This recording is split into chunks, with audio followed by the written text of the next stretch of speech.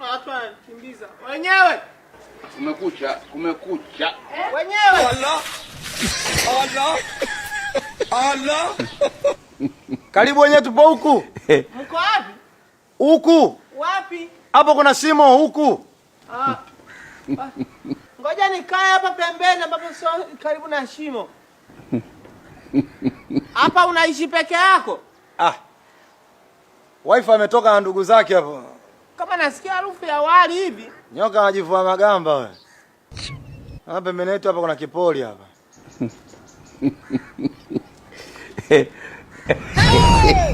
Halo.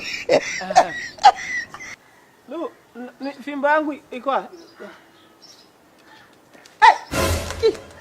Ina nini?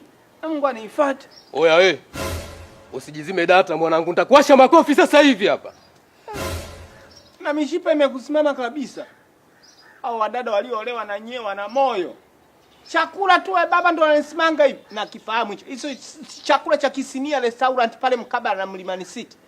Na kifahamu. Kwa hiyo we baba wewe. Yaani mimi nimetoka mbali kwa nimeona kabisa na delivery wanafanya wanawaletea na pikipiki. Hapa uli sasa. Sawa. Namwachia Mungu. Na ukisikia Mtanzania amesema namwachia Mungu. Oya. Wadada niiteni, mimi naondoka. Sawa.